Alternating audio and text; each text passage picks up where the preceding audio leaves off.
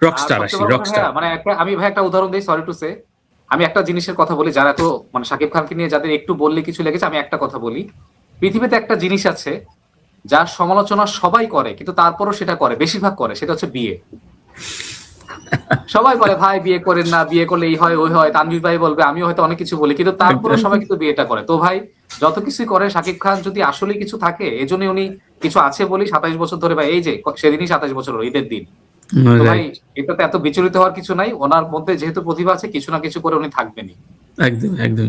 So Rockstar কেমন লাগলো, এক বাক যদি কয়েক লাইনে বলা যায় প্রথমে, তারপরে আমি ডিটেল রকস্টার আসি। ভাইয়া আসলে মানে আমার কাছে মনে হচ্ছে যে মানে একজন আজমানুষু তো বিজ্ঞাপন নির্মাতা ছিলেন, তিনি তার মতো করে সিনেমা বানিয়েছেন, হ্যাঁ নতুন কিছু ট্রাই করেছেন। সবচেয়ে বড় কথা, আমি সবচেয়ে প্রথমে হ্যাপি যে এইবার অনেকদিন পর শাকিব খানের হাতে কোনো বড় বন্দুক নাই, আমি খুবই হ্যাপি। হ্যাঁ, অনেক। এবং সিনেমাতে অ্যাকশন মাত্র একটা, ওটা অ্যাকশন কিছুই না ওইটা, হ্যাঁ মানে ওটা কিছুই না একদম, মানে যারা শাকিব খানের খুব অ্যাকশন দেখতে চায় তাদের জন্য ইয়া। বাট যেটা হচ্ছে উনি ডিফারেন্ট একটা গল্প বলতে চেয়েছেন, সিনেমার নামটা আমার কাছে মনে হয় সিনেমা একটা প্রবলেম করেছে। নাম বলা হচ্ছে রকস্টার, কিন্তু একজন রকস্টারের জার্নি কম, সেখানে রোমান্টিক ফিল্ম বা রোমান্টিক ড্রামাটা বেশি হয়ে গেছে। আচ্ছা হ্যাঁ, আচ্ছা। মানে আমরা যে দেখতে পারি যে প্রথমে যে তিনি খুব ভালো গান লেখেন, মানে যে হুম। আগুন নামে যাকে দেখানো হচ্ছে শাকিব খান, কিন্তু তিনি কখনো গান করেন না। কেন করেন না? তার ছোটবেলায় কোনো একটা ব্যাপার ছিল সেই কারণে। তো সেটাও ঠিকঠাক মতো এস্টাবলিশ করা হয়নি। আবার হুট করে তিনি একদিন গান গাইলেন, ফাইন। এবং প্রথম দেখাতেই সাবিলা নূরকে তিনি তার বাইকে নিয়ে চলে গেলেন। আর যারা সিনেমাটা এখনো দেখেন নাই তারা এই জায়গায় একটু পজ করতে পারেন। আর যদি আপনাদের মনে হয় যে আমি স্পয়লার দিচ্ছি। যদিও এগুলা মেজর কোনো স্পয়লার না। আমি আগেই হুম বলে হুম। নিচ্ছি। পরে আবার বললেন না যে সাকিব ভাই সব কাহিনী বলে দিছে। নো। আচ্ছা, তো এই যে ব্যাপারটা, আর সাবিলা নূরের সাথে যে প্রেমের জায়গাটা, এটাই সিনেমার একটা গুরুত্বপূর্ণ পয়েন্ট। কিন্তু এই জায়গাটাই ঠিকমতো ডেভেলপ হয়নি। মানে আপনি ভাই আজকের দিনে বলেন কোন মানে ছেলে ডেভেলপ বা হয়নি। কোন রকস্টার কাউকে একবার বলেই কি বাইকে নিতে যেতে পারে কিনা এবং সেদিনই তাদের প্রেম হয়ে যেতে পারে কিনা, আমার মনে হয় না। এই সময়ে, মানে এই সময় তো প্রচুর ন্যাগিং থাকে, অনেক ডিনায়াল থাকে, এগুলো দেখানো অনেক হয় কিছু থাকে। সবকিছুতে। এবং সেটা আবার দেখানো হচ্ছে বিদেশে, ধরেন মালয়েশিয়াতে। হ্যাঁ? এবং সেটা ইট লুকস ভেরি অড আরকি। এবং ১ম দিনই ধরেন পরিচিত হয়ে পরের দিনই তারা হাত ধরে ফেলছেন। তাদের একদম প্রেম হয়ে গেছে। মানে ইট লুকস ভেরি অড আরকি এই জিনিসটা। এবং আহ, ১ম হাফটা আমার মনে হচ্ছিল যে মানে একটা সিকোয়েন্স এর সাথে আরেকটা সিকোয়েন্স এর কোনো সেই অর্থে সংযোগ নাই। একবার একটু বাবার সাথে দেখালাম, একবার সাবেরা নূরের সাথে, একবার ওর টিমের সাথে। সেই অর্থে যোগাযোগ নাই সেভাবে। মানে এরপর দেখা গেল ও একটা গান করলো, এরপর একটা রেকর্ড লেভেল কোম্পানি এসে ওর কাছে চলে আসলো, হ্যাঁ আমরা তোমার সাথে চুক্তি করব। মানে জিনিসটা তো এত ইজি না। একটা স্ট্রাগল তো থাকে একটা রকস্টারের, তাই না? হুম মানে আমরা হুম অন্যান্য হুম হুম যেসব সিনেমা দেখেছি মিউজিক্যাল ফিল্ম, সেটার কথা বলছি। হুম হুম হুম। এখানে মনে হয় খুব ইজিলি। আর সবচেয়ে বড় ব্যাপার, শাকিব খান অভিনয় কমার্শিয়াল সিনেমার জন্য যতটুকু যেরকম করা দরকার আমার মনে হয় উনি সেটা ঠিকঠাক করেন। কিন্তু একটা রকস্টার, যেটা একটা রকস্টারের যে হাঁটা চলা, মানে তার যে দাঁড়ানোর ভঙ্গি, সেই জায়গায় আমার কাছে মনে হচ্ছে আমি মিসিং পেয়েছি। কারণ আমার কাছে মনে হয় যে মানে উনি চুলের নতুন স্টাইল, সারা শরীর ভর্তি ট্যাটু, হ্যাঁ? মানে পোশাক-আশাকে চেঞ্জ। কিন্তু তার যেই দৌড়ানোর ভঙ্গি দেখে আমার মনে হচ্ছিল ঠিক আমি পূর্ণদৈর্ঘ্য প্রেম কাহিনীর ওই দৌড়টাই দেখছিলাম। ওই আচ্ছা ওই যে আচ্ছা। আমূল যে পরিবর্তনটা, ওই জায়গাটা আমি সেই অর্থে পাইনি। তবে এটা 2nd এটা হাফে এটা এটা কি পরিচালকের ব্যর্থতা না? পরিচালক এবং তারও, তাকে তো সময়ও দিতে হবে। শাকিব খান কি সেই সময়টুকু, আমরা তো হুম জানি এই সিনেমা শুটিং আমার জানার মধ্যে ৩০ থেকে ৪০ দিন। হুম হুম হুম। ভাই ৩০-৪০ দিন আপনি কিভাবে ইয়ে করবেন? রাইট। আমি বলছি না যে আপনাকে ১ বছর ধরে করতে হবে। বাট এট লিস্ট আমরা তো এট লিস্ট চাই শাকিব খান যখন সিনেমা করেন, আমার মনে হয় এট লিস্ট একটা সিনেমাতে মানে ৬০-৭০ দিন তো নেওয়া উচিত। At least. রাইট, একদমই একদমই। আহ, এটা একটা ব্যাপার। নির্মাতা হিসেবে রুশো কেমন? হ্যাঁ, এটা তো আসলে মানে মাত্র ১ম সিনেমা। সেই অর্থে জাজ করাটা মুশকিল। তবে একদম সরাসরি বিজ্ঞাপন থেকে সিনেমা নির্মাণের চেয়ে আমি আশা করতাম যে তিনি যদি কোন ফিকশন বানিয়ে আসতেন। কারণ এখানে বেশ কিছু শট একদম বিজ্ঞাপনের শটের মতই। মানে বেশ কিছু। এবং এটা কেন বলছি তাতেও আমার খুব একটা আপত্তি নেই। আপত্তির জায়গাটা কোনটা, সবকিছু খুব বেশি চকচকে, অনেক চকচকে। মানে আচ্ছা আচ্ছা রিয়ালিস্টিক আচ্ছা। জায়গাটা কম। মানে মানে সিনেমাতে একটা দৃশ্য ও আছে যে যে ও যে শাকিব খান, কাজটা করে অভ্যস্ত আর কি। হুম যেটা। কারণ বিজ্ঞাপনে আপনাকে প্রোডাক্ট বেচতে হয়। আপনার উদ্দেশ্যই হচ্ছে এই প্রোডাক্টটা আপনাকে বেচতে হুম হবে। হুম আপনি যত হুম কিছুই করেন, যত গল্প বলেন বা গল্প না বলেন, আপনি নাচানাচি করেন, জিঙ্গেল করেন, আমাদের আফজাল ভাইরা যেরকম করত। আপনি যাই করেন, হ্যাঁ, cute shampoo, cute, cute, cute shampoo এরকম একটা ছিল। সজল ভাই করেছিলেন। আবার আপনি ফারুকী ভাই বা অমিতাভ ভাইয়ের মতো গল্প বলেন। ওই যে মা, আমাদের চঞ্চল চৌধুরীর যে ১ম বিজ্ঞাপন, পথের ক্লান্তি ভুলে, যেই মায়ের, তো ওইখানে আল্টিমেটলি কি আপনার তো গ্রামীণ ফোনই, তাই না? হুম হুম কিন্তু হুম। আল্টিমেট উদ্দেশ্য হচ্ছে মানে বিক্রি করা। তো এই জায়গায় যখন আপনি যেটাই করছেন তো সবকিছু এত চকচকে থাকলে সেটা আমার কাছে মনে হয় যে কোথাও মানে সিনেমাটিক জায়গাটা হারিয়ে ফেলে আরকি। আর ওই যে ১ম প্রথমার্ধের যেই আমি যেটা বললাম যে কোহেরেন্সটা নাই, খুব ইনকোহেরেন্স গল্প আর কি, এরকম লাগছিল আমার কাছে। গল্পের সূত্রটা যে বাঁধতে পারে না। মুহূর্তে তো না ভাই, আমি আসলে মানে একদম মানে টু আর্লি টু জাজ। প্রথম সিনেমা দিয়ে আসলে সব বলা যায়। অনেকেই আছে পৃথিবীতে প্রথম সিনেমা ভালো হয় নাই, আবার অনেক নতুন আবার ম্যাক্সিমাম কিন্তু প্রথম সিনেমাটাই ভালো হয়, কারণ ও জান প্রাণ দিয়ে ছবিটা বানায়। সিনেমাটা সেকেন্ড হাফে আমার মনে হচ্ছিল এই সিনেমাটা অন্য কেউ বানাচ্ছে কিনা। মানে ফার্স্ট হাফ দেখে মনে হচ্ছে একজন বানাচ্ছে, সেকেন্ড হাফে মনে হচ্ছে অন্য। কেন কেন? মানে আমি সত্যি বলছি, সেকেন্ড হাফ বেটার লাগছিল আমার কাছে। মানে ও সেকেন্ড হাফে আমি একটু নড়ে চড়েই বসছি, এবং সেকেন্ড হাফে শাকিব খানের অভিনয় আমার মনে ছিল যে তিনি তখন একটা ইমোশনাল জোনে প্রবেশ করেন, এবং ওইটা আমার মনে হয় তার শক্তিশালী জায়গা, ওইখানে খুব ভালো করছিলেন তিনি। এবং আচ্ছা সেখানে আচ্ছা। সবচেয়ে ভালো গানগুলো শাকিব খানের যে একদম ডাউনফল, তিনি যে একদম তার মানে একটা পর্যায়ে তিনি আর গান গেতে পারছেন, তার গলা একটা সমস্যা হয়, এবং সেখানে তার যে ভয়েস মডুলেশন, আমি খুব অবাক হয়েছি, যথেষ্ট ভালো করেছেন, আমি খুবই অবাক হয়েছি। কিন্তু মানে আমার মনে হচ্ছে এটা কি অন্য কেউ বানাচ্ছে, মানে এটা ঠিক আমার মানে প্রিয়তমার মতো মনে হচ্ছে। প্রিয়তমার পুরোটা মনে হচ্ছিল যে একজন, আর লাস্ট আধা ঘন্টা আরেকজন। ঠিক এরকম লাস্ট আধা ঘন্টা আমার প্রিয়তমা ভালো লেগেছিল, পুরোটা আমার ভালো লাগে নাই। মানে আমার মনে হচ্ছিল যে প্রথমটা পুরোটুকু হচ্ছে কি শাকিব খানের ফ্যানদের জন্য, আর লাস্টে সে হিমেল ভাইয়ের মনে পড়ছে আরে আমি তো আমার মতো গল্প বলতে হবে, তখন তিনি তার মতো একটা করলেন, ঠিক এরকম। আচ্ছা আচ্ছা, ভালোভাবে উদাহরণটা দিলা। এখানে কাস্টিং এর জায়গায় একটু আসি। প্রথম দিকে খুব পিয়ার তৈরি করার চেষ্টা চলছিল যে পান্থকানা এই ছবিতে আছে। পান্থকানার ভূমিকাটা কেমন রকস্টারে? অন্তখানে ওই গানটাতে, আর কোথাও নাই, আর কোথাও নাই? কোথাও নাই, আচ্ছা আচ্ছা, বলো কি? আমি ভাবলাম যে কোন একটা গল্পের রিলেটেড। কোথাও নাই ভাইয়া, তো কোথাও নাই, নেভার। তাহলে কি এবং সবচেয়ে বড় ব্যাপার, সিকোয়েন্স কেটে দেওয়া হলো কিনা? আমি জানি না, আমার সেটা মনে হয় না উনি নাই ওখানে, মানে গল্পে তো ওনার দরকারও নাই, মানে সেই অর্থে ওনাকে অন্য জায়গায় দেখালেও বুঝতাম, ওই গানেই শুধুমাত্র। এবং আমি যেটা জানতে পারলাম, আমি জানি না কতটুকু সত্যি, আমি একজনের কাছ থেকে জানতে পারি, সরি নেট একটু ডিস্টার্ব করছিল। হ্যাঁ, তো বলছিলাম যে হ্যাঁ, আমি পান্থকানায় জানতে পারলাম যে ওই পিএতি গানটা নাকি ওই জেলের যে সিকোয়েন্সটা, ওই জেলটা নাকি মালয়েশিয়াতে সেট বানিয়ে করা হয়েছে, এটা নাকি বাংলাদেশে না। ওইটাও মালয়েশিয়ায়? আচ্ছা আচ্ছা আচ্ছা। আমি তাই জানলাম, এবং আমি এটা শুনে আসলে খুবই শক। আমি জানি না কতটুকু সত্যি, আমি মোটামুটি একটা সোর্স থেকে জানতে পারলাম। এবং মানে এটা করার জন্য পান্থকানে কি কেন মালয়েশিয়াতে যেতে হলো, বা এটা দেশে করা আচ্ছা, আমার কাছে আসলে একটা বড় প্রশ্ন, এর আগেও আমি 2-3 জনকে করেছি, এই যে আননেসেসারি কস্ট বাড়ানো। বলিউডে তো শাহরুখ সালমানের অনেক ছবি যেখানে সালমানকে সেটে আনতে হয় না, সেসব জায়গায় ভারতের অনেক দৃশ্য, অনেক জায়গাগুলো ইউজ করা হয়। যদিও ওখানে রামোজি ফিল্ম সিটি সহ অন্যান্য বিষয়গুলো আছে, কিন্তু যেখানে শাকিব খানকে লাগবে না কিংবা মানে অন্য শটে করা যাবে, সেগুলো তো বাংলাদেশে এটা 80% শুট করাই যায়। কিন্তু সেটা করা হয় না। এই যে টোটাল টিম নিয়ে মালয়েশিয়া যাওয়া, শ্রীলঙ্কা যাওয়া, ইন্ডিয়া যাওয়া, মানে এটা এটা কি একটা আভিজাত্যের জায়গায় পৌঁছে গেছে কিনা? এবং এটা একটা বিগ হাইপ তৈরি করা, এত বাজেট, লাভটা কি? আপনি যখন জরুরি প্রয়োজনে যান আমার কোনো আপত্তি নাই। যেমন তাণ্ডবে যে জেলের যে শুটটা, ওইটা শ্রীলঙ্কার যে জেলে, ওইটা দেখে আমার পয়সা উসুল হয়ে গেছে। আমার তখন মনে হচ্ছে ভাই এটার জন্য শ্রীলঙ্কায় যা, 100 বার যা, আমার কোনো রাইট। আপত্তি নেই। এবং ওটা যায়, গল্পের শুরুর দরকার। আপনি মালয়েশিয়া কেন গেছেন? মানে দেখাতে যে আগুন একজন ইন্টারন্যাশনাল সুপারস্টার, তাই তো, ইন্টারন্যাশনাল রক স্টার, ফাইন। সেখানে দেখানো হচ্ছে সে গান করছে, কিন্তু বিশ্বাস করেন ভাইয়া, গান যখন করছে সামনে যে দর্শক, কয়েকজন জাস্ট দর্শক, বাকি পুরোটাই বোঝা যাচ্ছে যে এটা এআই দিয়ে করা, স্পষ্ট বোঝা যাচ্ছে। তো ঘুরে ফিরে ওই কয়েকজন দর্শক ভাড়া করা বোঝা যাচ্ছে, বাকি দূরের সবগুলো এআই।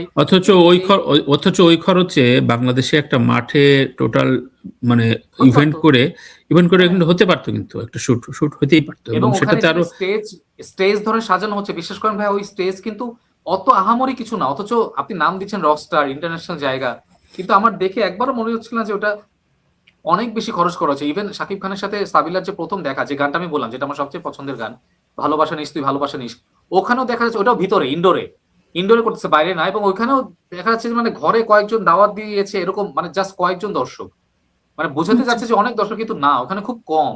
এবং ইট লুকস ভেরি অড আর কি, মানে এটা খুবই ইয়াতে লাগে। আপনি রোজি সিদ্দিকীকে নিয়েছেন সিনেমাতে, তার একটা প্রপার সিকোয়েন্স আছে শুধুমাত্র, এবং ওইখানে তিনি যথেষ্ট ভালো করেছেন।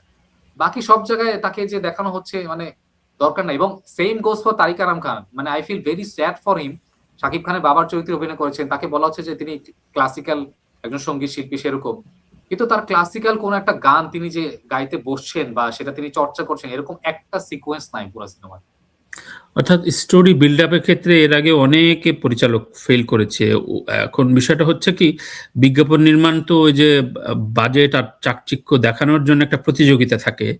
বুঝি না, মানে আমাদের ডিরেক্টররা কি সিনেমাটা পুরোটা বানানোর শেষে নিজেরা কি একবার দেখেন পুরো টিমের সাথে কি, মানে কয়জন দেখেন? আমার ভাইয়া সন্দেহ হয় মাঝে মধ্যে আসলে। কারণ এগুলো এমন কিছু জায়গা, এটা না মানে ইজিলি দেখলেই মানে এটা একটু হলেও মানে করা সম্ভব। ধরো আমির খান অনেকবার দেখেও তো ফেল করে, কিন্তু তার ভেতরে দেখেও একটা ফেল করে এবং সে দেখেও তার ফেল একটা করে আলাদা টিম কিন্তু আছে, তাদেরকে সে দেখায়। দেখায়, এবং বিভিন্ন জনরার মানুষদের এনে দেখায়, যে বিভিন্ন পেশাজীবী মানুষদের এনে তাদের ইয়ে নাই। এই রিসার্চ কেন থাকবে না একটা কয়েক কোটি ইন্ডিয়ার টাকার অন্যতম একটা। বিখ্যাত ক্রিটিক কোমল লাহাতা এবং ট্রেড অ্যানালিস্ট কোমল লাহাতাকে আমির খান লাল সিং চাড্ডা রিলিজের 8 মাস আগে দেখাইছে, 8 মাস আগে, এবং দেখে কোমল লাহাতা বলছে আপনার এই সিনেমা ফ্লপ, চলবে না। আমির খান বলছে কেন আপনার এরকম মনে হলো? বলছে, আমি চলবে, আমি বললাম আপনাকে এটা ইমোশনালি কানেক্ট করছে না, এরকম হচ্ছে না। আমির খান হুম বলছে হুম রিয়েলি আপনার তাই মনে হচ্ছে? বলছে হ্যাঁ। বলছে কিন্তু আমার তো মনে হচ্ছে ঠিকঠাক। বলছে ঠিক আছে আপনি রিলিজ করেন, বাট চলবে না, এবং ঠিকই চলে নাই। হুম আমির খান হুম কিন্তু হুম কোমল লাহাকে মারতে যায় নাই ভাই, তার বাসায় এনে রাইট। দেখাইছে। কিন্তু এইটা এটাই এই এটাই এই দেশে সম্ভব কিনা বলে আমি বুঝতেছি না আসলে। এবং এবং দেখেন কতটা ভালো ট্রেড এনালিস্ট, যিনি 8 মাস আগে বুঝে গেছেন সিনেমা চলবে না। মানে হুম। কতটা ভালো ট্রেড এনালিস্ট, যিনি বুঝতে পারে যে না ভাই এটা ওয়ার্ক করবে না। আপনি তো বলেন, অথচ আমির খানের কি বাংলাদেশে ট্র্যাক রেকর্ড ছিল এর আগ পর্যন্ত? বাংলাদেশে এত অতি আত্মবিশ্বাসপূর্ণ আমাদের সুপারস্টার আছে, ডিরেক্টর আছে, আর ভক্তকুল মিডিয়া তো আছেই। কয়েকটা বিষয়ে রকস্টার নিয়ে থাকবো। সাবিলা নূর এবং মিথিলা একটা চরিত্র বোধহয় কাজ করেছে। আহ, এদের কেমন অবজারভেশন তোমার কাছে? সাবিনা নূর মানে একটা বারে একটা সিকোয়েন্স আছে, মানে যেখানে শাকিব খানের সাথে তার মানে একটা আলাদা ইয়া হয়ে যায়, ওইখানেই সে যত মানে ঠিকঠাক ভালো করেছে আর কি। অন্যান্য জায়গায় আমার কাছে মনে হয়নি যে মানে এমন আহামরি কিছু। তার চেয়ে আমি বলবো যে বনলতা এক্সপ্রেসে তার চরিত্রে একটা ডেপথ ছিল, যেটা আমি এখানে খুব একটা পাইনি। আর মিথিলা মিথিলা আনএক্সপেক্টেডলি, মানে আমি আসলে এতটা ইয়ে করে যাইনি, সে খুব ন্যাচারাল ছিল। হ্যাঁ, আই আচ্ছা। অ্যাপ্রিসিয়েট হার। এবং তাকে যে সিকোয়েন্সের জন্য নেওয়া হয়েছে, মানে সেটা যে বাড়তি কিছু অ্যাড করেছে এই সিনেমায় তেমন আমার মনে হয়নি। আর তাকে হুট করে আনা হলো, হুট করেই চলে গেল। এবং দু একটা দৃশ্যে মনে হচ্ছিল যে শুধুমাত্র মানে আসলে তার মানে শরীর প্রদর্শনটাই আসলে মানে সেখানেই ফোকাস করা হচ্ছে, ক্যামেরা ওভাবেই ধরা হচ্ছে আর কি। কিন্তু আলটিমেটলি সেটা খুব একটা কিছু অ্যাড করেনি। তবে তাকে যতটুকু দেওয়া হচ্ছে সে আমার কাছে মনে হয় ঠিকঠাক মতো পারফর্ম করেছে। এবং বেশ কিছু ডায়লগ যেটা মানে আমি আশা করিনি যে তিনি এমন ভাবে ভালোভাবে ডেলিভারি দিবেন, তিনি ঠিকঠাক মতো ডেলিভারি দিয়েছেন। আর আরেকজন ছিল সুনিধি নায়, খুব সম্ভবত। হ্যাঁ মানে হ্যাঁ হ্যাঁ। তার কোনো দরকারই নাই আমার কাছে মনে হয় সিনেমাতে, কোনো দরকারই নাই সেটা। মানে সেটা অন্য যে কেউ, এটা শুধুমাত্র হাইপের জন্য আমার মনে হয়েছে। আপনি যে কাউকে কাজ করেন আপত্তি নাই, কিন্তু আপনি তো তাকে একটা প্রপার এন্ট্রি আর প্রপার এক্সিট তো দিবেন, জায়গা দিবেন, রাইট আপত্তি তো রাইট নাই। রাইট। আমি আপনাকে হুম হুম সবচেয়ে ভালো একটা উদাহরণ দিই। রাজকুমার সিনেমায় আমি মনে করি আহমেদ শরীফ তার লাইফের সেরা অ্যাক্টিংটা দেখাইছেন। আমরা কখনো একদম। ভেবেছিলাম যে একজন লোক এরকম, যিনি মুক্তিযোদ্ধা, হুম কিন্তু হুম তিনি দেশে ফিরতে পারেন নাই, তো দেশের প্রতি তার একটা মায়া আছে, কিন্তু তিনি দেশকে সারাদিন গালমন্দ করেন, তিনি ওটা হুম দেখাতে চান না। হুম কিন্তু তিনি হুম চান মৃত্যুর পরে তার এই লাশটা যেন এই দেশের মাটিতে যেন এই রাইট। তার ওই লাশটা ওই যায়। এবং তখন শাকিব খান যখন তার এই যে মানে তার লাশের সামনে দাঁড়িয়ে যখন এই যে মানে কুচকাওয়াজ হয় বা বন্দুক যখন গুলি ইয়ে হয়, এবং বাংলাদেশের পতাকা যখন বিছিয়ে দেওয়া হয়, আমরা দেখি ধানের ক্ষেতের মধ্যে আহমেদ শরীফ দৌড়াচ্ছেন, ওই দৃশ্য এখনো চোখে লেগে আছে। ওটা তো ভাই খুব কম দৃশ্য, কিন্তু দেখেন কি সুন্দরভাবে ডিল করা হয়েছে আহমেদ শরীফকে। আহমেদ শরীফ যে এত ভিলেন করছে, আপনি বলেন তো ভাই, আপনি কয়টা মনে না করতে না, পারবেন? এটা আমি অলরেডি এটা পাবলিশড, এবং আমার একটা কন্টেন্টও আছে যে আমি অনেক জায়গা থেকে প্রিয়তমার চাইতেও হিমেল আশরাফের রাজকুমারকে আগায় নিয়ে রাখি। নিঃসন্দেহে আমিও আমিও অলওয়েজ, আমি এটা এখনো বলি ওটা তার বেস্ট বলেছি তো। সিনেমা। তারপর অনেকে বলেছিল না তুমি সিনেমা বুঝবে না, এটার জন্য আমুক তামুক। রাজকুমার প্রিয়তমা অনেক অনেক, রাজকুমার প্রিয়তমা আমার কাছে শেষের ওই 15-20 মিনিটই ছবি মনে হ্যাঁ, হয়েছে, আর মানে কিছু হ্যাঁ। একটা করার চেষ্টা করা হয়েছে। যেটা বিষয় যে মিক্স একটা অডিয়েন্স রিয়াকশন এটা থাকে, কিন্তু এবার মনে হচ্ছে যেন একটু কেমন জানি ম্যানুপুলেটেড, নাকি সত্যিকার অর্থেই ফ্যামিলি অডিয়েন্সকে চাচ্ছে না। ভাইয়া ফ্যামিলি আমার অডিয়েন্স কাছে মনে হচ্ছে অনেকে বলছে যে প্রচুর পরিমাণে এডিকশন দেখানো হচ্ছে, এটা রকস্টারের জার্নি নাই। তোমার ট্রু কাছে কি ট্রু মনে হয়? স্টোরি জার্নিটা নেই। আর সবচেয়ে বড় কথা ভাইয়া, আমার কাছে বেশিরভাগটাই আসলে আহ, হয়তো কিছু পুশ থাকতে পারে জোর করে, নেগেটিভিটি সেটা থাকতেই পারে, সব জায়গায় কম বেশি থাকে। তবে আমার কাছে বেশিরভাগটা রিয়েল কেন মনে হচ্ছে, কারণ কালকে আমি যখন দেখছিলাম আমি ফুল একদম মানে হাউসফুলে দেখেছি আর কি। এবং সেখানে খুব সম্ভবত আমাদের আমি যদি ভুল না করি আমাদের জসিমের ছেলেও ছিল। হ্যাঁ হ্যাঁ, উনি আমি কিন্তু এই কথা একজন মিউজিশিয়ান। বলতে যাচ্ছিলাম। জসিবের ছেলের একটা কমেন্ট আমাকে খুব সুন্দর লাগছে। ওইটা বেরোয় বোধহয় কোনো একটা মিডিয়া বলছে যে যে এই ছবিটা আরো ভালো ওয়ার্ক করতে পারতো, কারণ আমি তো ও তো আসলে বেসিক্যালি রকস্টার। জসিমের ছেলে একদম কিন্তু একদম মানে একদম। একদম একেবারে ছোটবেলা থেকে ও রক গানের সাথে জড়িত, ওর ব্যান্ডও আছে। সো ও বলছিল যে আমাদের আমি যেটা এর আগের পর্বে তোমার সাথে আলোচনা করেছিলাম, যে একদম জেমস একদম। আইয়ুব বাচ্চুর বেড়ে ওঠাটা আমরা জানি, এবং এই যে রুটি কলা খেয়ে খেয়ে না খেয়ে মানে জেমস ভাইয়ের বাবা তাকে ত্যায্য করলো। What a story! মানে এখান থেকে অনুপ্রাণিত হয়ে আমাদের সাউন্ড গার্ডেন থেকে শুরু করে তাদের শিফট পাওয়া না পাওয়া, এর আগের শিফট নিয়ে ঝগড়া, টাকা পয়সা ম্যানেজ করা, এগুলো না দেখতে পারলে একজন বাংলাদেশি দর্শক রকস্টার ছবি কেন দেখবে? মানে মালয়েশিয়া যায় বাংলাদেশের কোনো রকস্টার এখন অব্দি ওই অর্থে জেমস ছাড়া ইন্টারন্যাশনাল ক্যাটেগরিতে তৈরি হয়নি। তারপর জেমসের একটা কি সুন্দর টুইস্ট দেখো, যে জেমস পরপর ২টা গান বলিউডে হিট দিল, এরপর প্রীতম তাকে ব্যান্ডে চালো, সে সেটা ডিনাই করে দেশে ফেরত আসলো যে সে ইন্ডিয়া থাকবে না। এই যে কত রকম স্টোরি, মানে এটাকে চিন্তা করেন কত বড় হ্যাডম। কি পরিমাণ হ্যাডম! আমি ভাবছিলাম কি, মানে শুধুমাত্র জেমসকে মাথায় রেখে, মানে হয়তো আশপাশ দিয়ে যদি গল্প বানানো যায়, এটা কি দুর্দান্ত কিছু হইতে পারতো। তো জসিম ভাইয়ের ছেলে ওইটাই মানে দারুণ করে বললো যে আমরা তো জানি আসলে রকস্টাররা কিভাবে গড়েছে, ওইটার কিছুই পাইলাম না। এরপরে তো আর কিছু বলার থাকে না সত্যি কথা। জসিম ভাইয়ের ছেলে খুব সম্ভবত আমার সাথে যে শো, ওই শোতেই দেখেছেন, এবং আমি হ্যাঁ। তার হতাশা দেখতে পাচ্ছিলাম সামনাসামনি। আপনি তো ক্যামেরার সামনে দেখেছেন, আমি ক্যামেরার পেছনে দেখতে পাচ্ছিলাম, এবং তার হতাশা হওয়াটা স্বাভাবিক। ভাইয়া, আমি জেমস ভাইয়ের গল্প বাদে দিলাম, আমার সবচেয়ে কষ্টের জায়গা কি, আগুন বা শাকিব খান কেন, মানে কিভাবে মিউজিকের প্রতি তার এত ইন্টারেস্ট আসছে, এই সিকোয়েন্সই নাই সিনেমা। কেন সে মিউজিকের প্রতি কেন তার এত, এটাই নাই। আর আপনি যখন প্রায় টানা একই ধরনের, হ্যাঁ, মানে আপনি খেয়াল করে দেখেন মোটামুটি, মানে মানে আপনি যদি দেখেন তুফান, তাণ্ডব, প্রিন্স, পরপর না ৩টা সিনেমা, তাই তো? তুফান, তাণ্ডব, প্রিন্স, আমি সরি, তুফান, তাণ্ডব, বরবাদ, প্রিন্স, বরবাদ, তাই না? হুম। দেখেন 4টা সিনেমা আপনি প্রায় একই ধরনের, মানে আপনি হচ্ছে একজন মানে বিধ্বংসী মানুষ, তাই তো? আপনি সব ধ্বংস করে দিচ্ছেন, হ্যাঁ। তো আপনি যখন, মানে আপনাকে ধরেন আমি 4 দিন ধরেন একই ধরনের নাস্তা দিচ্ছি, হ্যাঁ, বা একই ধরনের খাবার, তো তখন আপনার যে একটা এক্সপেকটেশন, হুট করে যদি আপনি একদম শিফট করেন না, তো তখনও কিন্তু একটা মানে মাইন্ডসেটের পরিবর্তনটা ব্যাপার আছে। এই জন্য না জিনিসটা ধীরে ধীরে করতে হয়। হুট করে মানে একদম মানে ধীরে ধীরে কেমন, মানে ধরেন এমন হতো যে আপনি মানে আপনি টানাই তো একটা বিধ্বংসী সিনেমা না করে, আপনি যদি আরেকটা করলেন, যে ধরেন আরেকটা তো ধরেন এরকম গান আছে, কিন্তু সেখানে ধরেন একটা প্রপার বিল্ড আপ আছে, পরিচয় আছে, যে এই বিল্ড আপ কারণে, আছে। হ্যাঁ। বা এরপরে আপনি ধরেন, মানে আপনি নতুন একজন পরিচালক নিয়ে আমি অ্যাপ্রিশিয়েট করি, সেটা আজমান নুসো, কিন্তু আজমান নুসোর আগে যদি আপনি সবচেয়ে পরীক্ষিত যে রোমান্সের পরিচালক শিহাব শাহীনের সাথে যদি একটা সিনেমা করে, না, শুধু এটা তো আমি এর আগে বলছি যে একজন নতুন প্রযোজক যার কোনো এক্সপিরিয়েন্স নাই, তার কেন ছবি শাকিব খানের করতে হবে শুধুমাত্র টাকার জন্য? আবার ধরো আজমান রুশো যাকে চিনতাম না, জানতো না, ও এই এক্সপেরিমেন্ট কেন শাকিব খানের নিতে হবে? মানে এই সব বিষয়গুলো সত্যিকার অর্থেই, মানে ধরো ওই বারবারও মানে জওয়ান কেন করলো, অ্যাটলির অনেকগুলো কাজের রেফারেন্স দেখে শাহরুখ পিক করলো, যে ও জান প্রাণ দিয়ে খেটে করলো, কিন্তু রুশোর বডি ল্যাঙ্গুয়েজ থেকে শুরু করে সবকিছু, যে ও মনে হয়েছে যে শাকিব খানরে পাইছি, এটা হলে ও ছবি ওয়ার্ক করে না। মানে ওর যে নিজেকে দেখানোর যে একটা চেষ্টা, এই পিক অ্যান্ড চুজ গুলো বাংলাদেশে এত গুণী নির্মাতা, মানে যদি আজকে বলে শাকিব খান একটা রোমান্টিক ছবি করবে, ৩-৪ জন বড় বড় ডিরেক্টর প্যানেল ডিরেক্টর হয়ে ছবি বানানোর জন্য রাজি, এবং সেটা বাংলাদেশের নির্মল লোকেশনে সম্ভব, কোনো ব্যাপার না, সবকিছু সম্ভব। মানে সেই অর্ধেক বাজেটে হয়ে যাবে শাকিব খানকে, অন্য কোথাও যেতে হবে না, কোথাও যেতে হবে না, মানে শাকিব খানকে ওই টাকা দিয়ে হলেও।